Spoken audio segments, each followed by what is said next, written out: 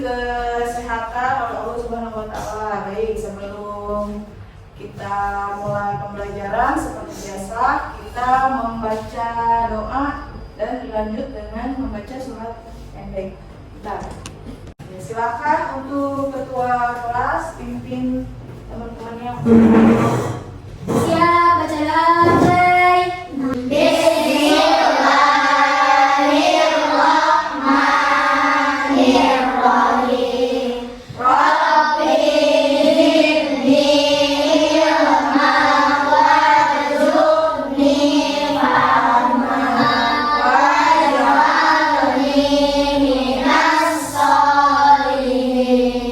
Lanjut membaca surat Al-Ikhlas.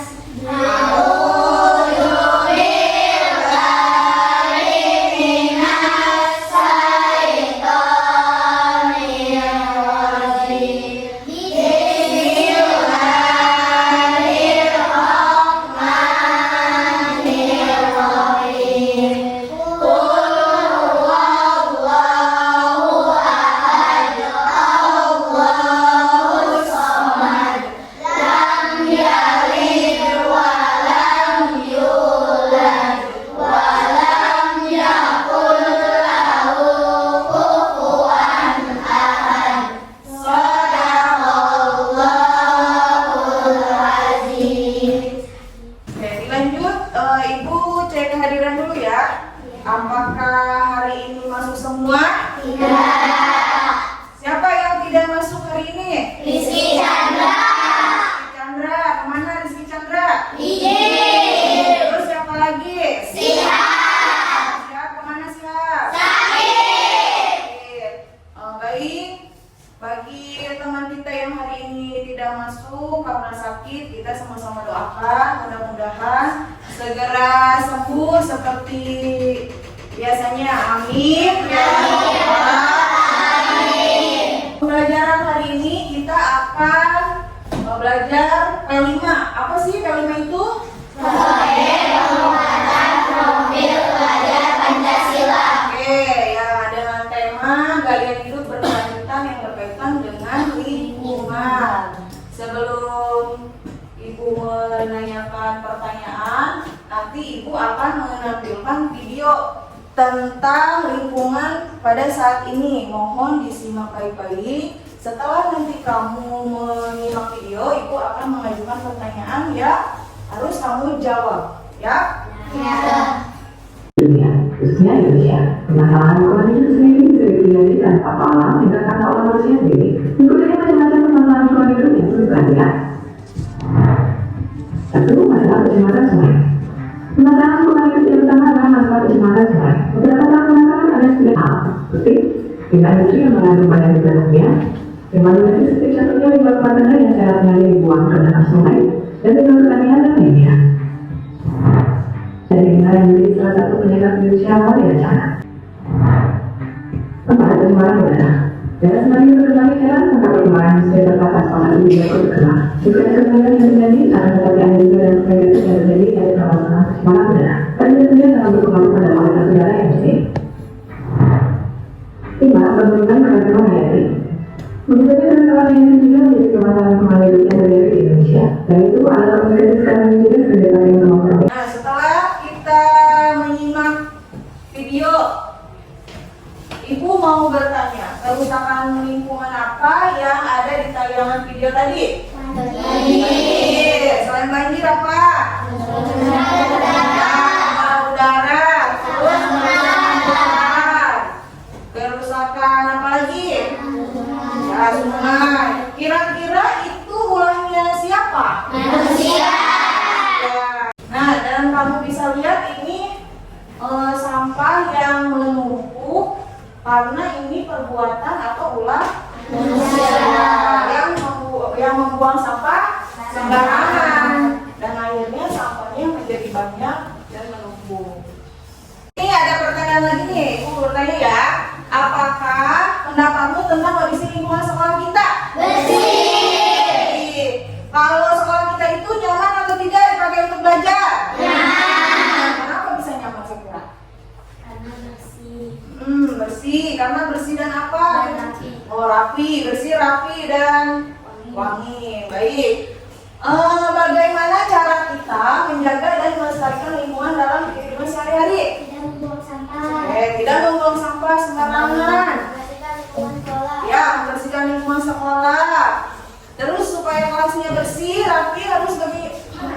Piket kelas. Ya, piket kelas atau disapu ya. Dalam kehidupan sehari-hari pasti kita sering menemukan atau melihat yang namanya sampah. Betul?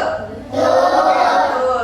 Biasanya kamu kalau jajan, bekas sampahnya suka dimanain? Dibuang. Dibuang. Kemana dibuangnya? Padahal sampah itu bisa dimanfaatkan untuk menjadi bahan kreativitas yang menarik.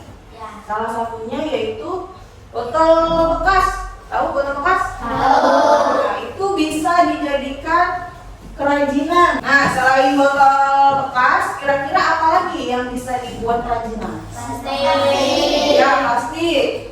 Plastik apa? Oh iya, sedotan. Terus bungkus-bungkus kopi ya, makanan, kopi, bungkus sabun juga bisa. Kamu pernah lihat nggak hasil karyanya seperti apa? Pernah. Gimana lihatnya? Oh, di YouTube, ya bagus. Terus gimana lagi? Kalau nyata pernah nggak nyata? Di mana? Di sekolah. Nah, pembahasan yang tadi kita bahas itu nyambung dengan tujuan materi hari ini, yaitu tentang gaya hidup berkelanjutan yang mengacu kepada profil pelajar Pancasila. Proyek ini ditujukan untuk membangun kesadaran siswa tentang pentingnya mengelola sampah plastik dan melakukan pengelolaan sampah pelajar menjadi benar. Setelah nanti hasilnya itu bisa selesai, nanti bisa juga apa? Bisa juga dijual. Kalau dijual itu menghasilkan apa? Uang. Menghasilkan uang. Berarti apa yang harus kita lakukan? Oh iya, bagus. Mengolah sampah plastik menjadi kerajinan atau menjadi barang baru yang sangat berguna atau bernilai.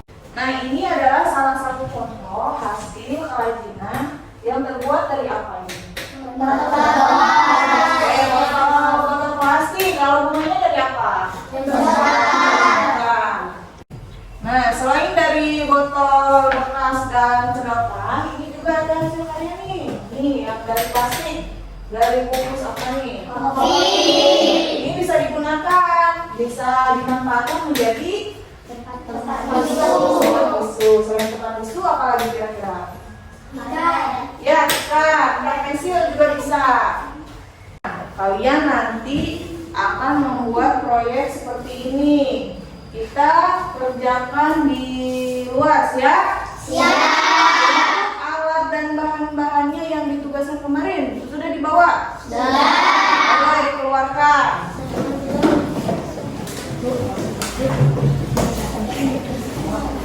Nah, kerajinan kali ini kita akan membuat vas bunga dari botol bekas dan membuat bunganya dari sedotan ini. Ini adalah langkah-langkah membuat vas bunga dan membuat bunganya. Yang satu, langkah-langkah membuat vas bunga. Satu, membersihkan botol bekas. Dua, lapisi pengembangan sebagai yang diinginkan. Tiga, tambahkan hiasan seperti yang pada warna botol. Yang keempat,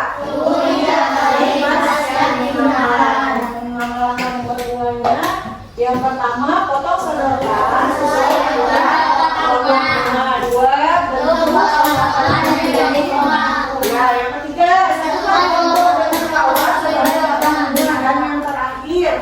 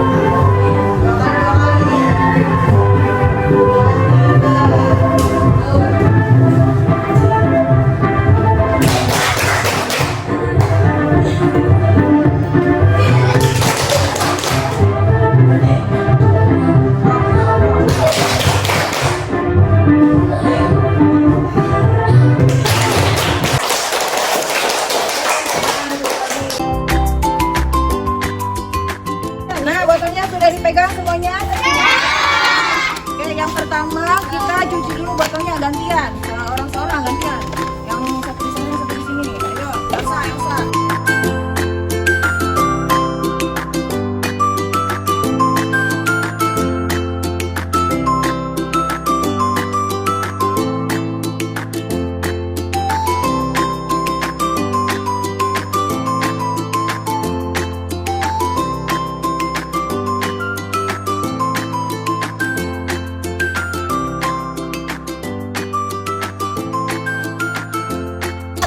Mana guntingnya pegang? Sekarang kita potong.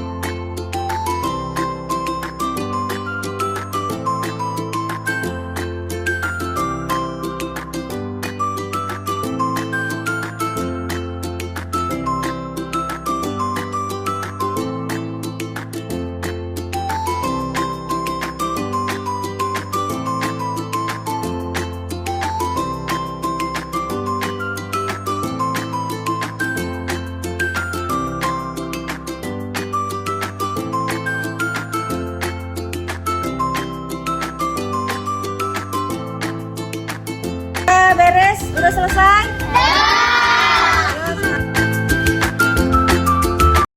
Nah, setelah kita selesai membuat proyek, nanti ada presentasi ke depan 5 orang ya, sesuai dengan urutan absen. Yang satu, Jara,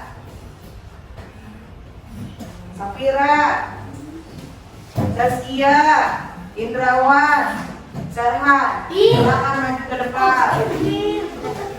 Assalamualaikum warahmatullahi wabarakatuh. Waalaikumsalam warahmatullahi wabarakatuh. Ya, silakan Zaskia. Ini hasil saya dari fotografi dan Bunganya. bunganya dari sedotan. Oke, susah nggak buatnya? Gampang. Gampang, ada yang susah nggak? Ada. Buat apanya yang susah? Bunganya. Nah, buahnya. Ya, ayo sekarang Jara. Ini hasil karya saya. Bahannya dari botol bekas dan sedotan. Bunganya dari plastik bekas. Oke. Ini hasil saya. Bahannya terbuat dari botol bekas dan sedotan. Buahnya dari. Bunganya dari sedotan. Oke, kalau Indrawan, ini bahannya. Bahannya dari Sedotan. sedotan dan botol. Ini presentasi pertama dari 5 orang pertama ya. Ayo semuanya kasih tepuk tangan. Boleh duduk lagi. Terima kasih. Boleh duduk lagi ya. Terima kasih semuanya telah melakukan proyek dengan baik. Hasil keseluruhan dari semuanya itu sangat bagus dan kreatif, mempunyai perbedaan masing-masing ya. Baik, kesimpulan pembelajaran hari ini adalah ya kesimpulannya ya.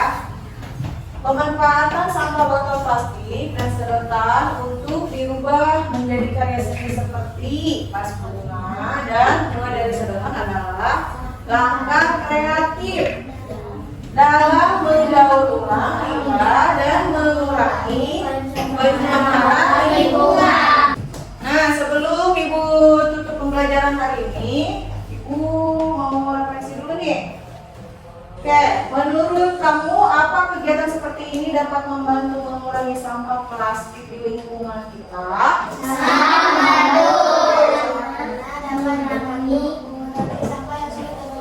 Ya, karena mengurangi sampah plastik yang sulit terurai.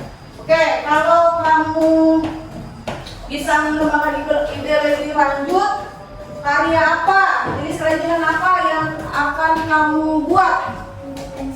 Ya, kertas pensil dari apa? Ya, dari plastik contohnya. Bekas kopi. Terus membuat apa lagi? Ya, membuat bingkai foto dari sedotan, membuat tempat tisu dari plastik atau bungkus kopi. Apakah senang membuat proyek hari ini? Senang. Oke, nanti kita kesempatan lagi buat proyek yang dengan tema yang berbeda ya.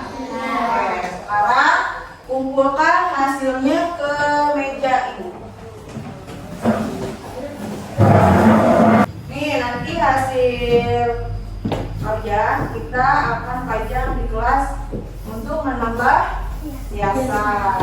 Bermanfaat nggak kira-kira? Bermanfaat. Nah, karena nanti ini untuk dipajang ya supaya terlihat kelasnya lebih bagus. Baik, sekian pembelajaran dari Ibu. Mari kita sama-sama membacakan hamdalah. Alhamdulillahirobbilalamin. Sekian dari Ibu ya. Mohon maaf apabila ada kekurangan. Wassalamualaikum warahmatullahi wabarakatuh. Waalaikumsalam.